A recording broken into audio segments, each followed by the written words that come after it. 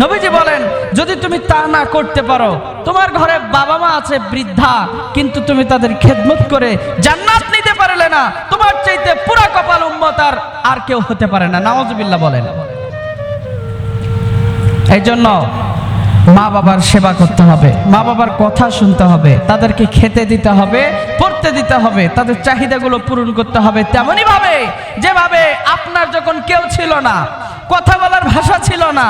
আপনার শুধু কান্না শুনে মা ছুটে চলে আসতো,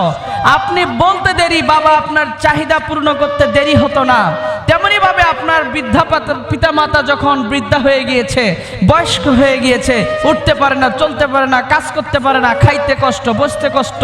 তখন আপনার অসহায়ত্বের সময় যেমন আপনার মা বাবা আপনার পাশে ছিল,